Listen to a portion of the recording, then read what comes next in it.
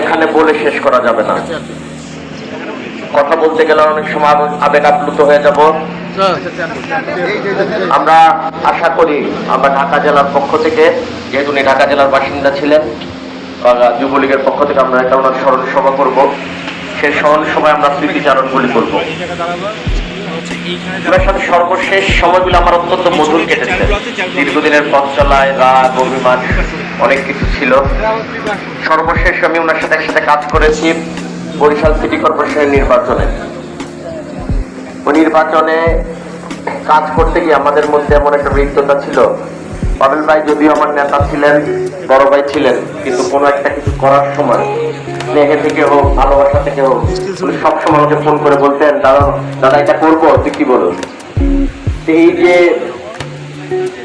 ভালো লাগা, ভালোবাসার জায়গাটা, এটা আমরা হারালাম। আসলে একটা মানুষ যখন মারা যায়, মারা যাওয়ার আগে কিন্তু আমরা বুঝি না তার অবস্থান কোথায়, সে মানুষের কোন জায়গায় আছে।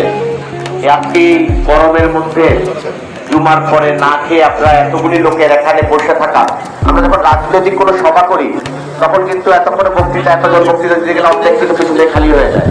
আর এখানে কি দেখছি, একটা লোক একটা জায়গা থেকে উঠতেছেন না, প্রত্যেকটা লোক তার স্মৃতির কথা শুনতে বসে আছেন। যারা বসতে পারেন না তারা দাঁড়াই আছেন। এগুলিতে প্রমাণ করে যে একটা লোক কতটুকু আপনাদের মনের মধ্যে ছিল আর বাইরে মনের মধ্যে ছিল বলে আপনারা কিন্তু একটা মানুষের মৃত্যুর পরে এখানে এসে দাঁড়িয়ে আছেন। কারণ উনি আর আপনাদেরকে কিছু দিতে পারবেন না। আমরা একজন জীবিত লোকের কাছে সবাই কেন আসি, তার কাছে কিছু পাওয়ার জন্য, স্বভাবজাত। আর একটা মৃত লোকের জমা দিয়ে এখন আপনারা আসছেন, তার মানে আপনারা ওনার কাছে কিছু পাওয়ার জন্য আসেন নাই। একজন উর্দু কবি, নাম না জানা কি উর্দু কবি একটা কথা বলেছিলেন, তার অর্থটা কিন্তু এই ধরনের যে নিজের জীবনে এমন কিছু করো যাতে মৃত্যুর পরেও মানুষ এই জিনিসটা ফিল করে যে না, তোমার লাশটা সশরীরে গিয়ে দেখে আসি, তোমার জানাটা সশরীরে গিয়ে পড়ে আসি। আজকের এই ইয়াতে মনে হচ্ছে পাবেল ভাই আপনাদের ওই জায়গায় নিয়ে যেতে পেরেছিলেন, আপনাদের সাথে থেকে আপনাদের ওই জায়গায় নিয়ে যেতে পেরেছিলেন। আর রাজনৈতিকভাবে যে কথাটা বলতেই হয় সেটা হচ্ছে যে রাজনীতিতে এক অকুত ভয় মুজিব সৈনিক আমাদের কাছ থেকে চলে গেল। অত্যন্ত সাহসী, বিনয়ী এবং পরিষ্কার একজন লোক ছিলেন। উনি যখনই বিভিন্ন জায়গায় দায়িত্ব পালন করতেন, দায়িত্বে কখনো অবহেলা করতে আমি দেখিনি। এই লোকটা যখন বরিশালে ওনাকে দায়িত্ব দেওয়া হয়, উনি অত্যন্ত অসুস্থ ছিলেন। তার মধ্যেও উনি জেলে গিয়ে ওখানে থেকে খাওয়ার ঠিক ছিল না, থাকার ঠিক ছিল না, বরিশালে ভালো অ্যারেঞ্জমেন্ট ছিল না। তারপরেও কিন্তু উনি প্রত্যেকটা মিটিং শেষ করে ওই আমাদের প্রার্থীর বিজয় সুনিশ্চিত করা পর্যন্ত উনি কিন্তু ওখান থেকে লড়েন নাই। কর্তব্যের প্রতি যে নিষ্ঠা, সেই নিষ্ঠাটা আমরা পাবেল ভাইয়ের কাছ থেকে দেখেছি। আর ওনার কাছে যে ন্যায়পরায়ণতা, উনি আমার একটা বিষয়ে উনি জাজমেন্টে ছিলেন। আমার একটা বিষয় নিয়ে একটা বিষয় ছিল, উনি ওটা তদন্ত কমিটির প্রধান ছিলেন। ওনার কাছে উনি একদিন আমাকে ডেকেছেন, আমি ওই দিনই ওনার বাসার প্রথমে এসেছি। আমি ওনার সাথে 10 মিনিট কথা বলছি, কথা বলার পর চলে গেছি।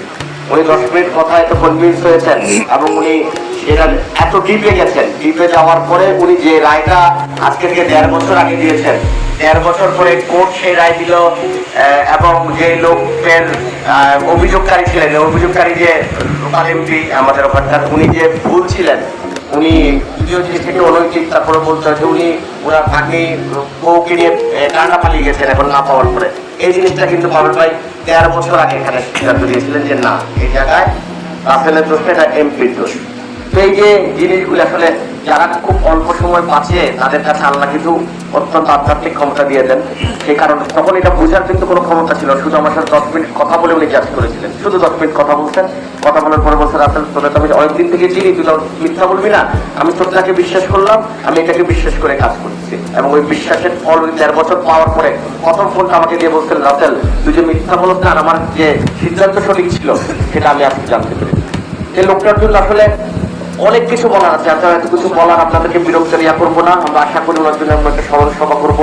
20 বছরের স্মৃতি আমরা বলবো, আপনাদের প্রত্যেকের স্মৃতি আছে এখানে। যারা ওনার বন্ধু বান্ধবরা আছেন, উপস্থিত আছেন, দীর্ঘদিনের চলার সঙ্গীত আছেন, আমার যুবলীগের নেতা, ছাত্রলীগের নেতা, আওয়ামী লীগের নেতারা আছেন, প্রত্যেকের প্রতি কৃতজ্ঞতা জানাচ্ছি।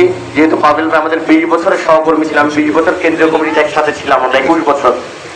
আজকে যে 21 বছর আমরা একসাথে কাজ করেছি। যে একসাথে 21 বছর কিন্তু মানে চারটিখানি কথা না, একটা অনেক স্মৃতি, অনেক ভালোবাসা, অনেক কষ্ট, অনেক বেদনা সব একসাথে জড়ানো। আপনারা এসেছেন, আমরা প্রত্যেকে বেদনা বিদুর, তারপরও আমরা আমাদের পক্ষ থেকে, আমার ব্যক্তিগত পক্ষ থেকে এবং আমার মাননীয় চেয়ারম্যান মানবিক যুবলীগের রূপকার অধ্যাপক শেখ ফজলে ইসলাম পরশ এবং মাননীয় সাধারণ সম্পাদক আলহাজ মাইনুল হোসেন খান নিখিলের পক্ষ থেকে আপনাদের প্রতি কৃতজ্ঞতা জানাই, পরিবারের প্রতি সমবেদনা জানাই এবং পরিবারের প্রতি আশ্বস্ত করতে চাই বাপের বাড়ি চলে যাওয়ার মধ্য দিয়ে কিন্তু আমাদের পারিবারিক বন্ধন ছিন্ন হয় নাই।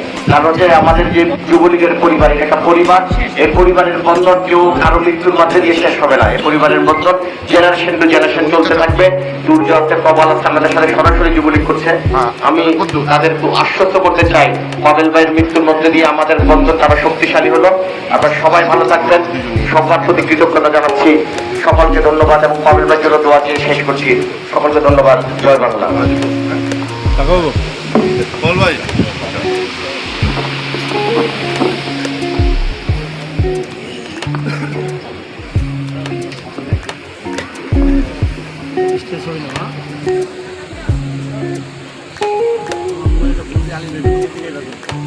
আমি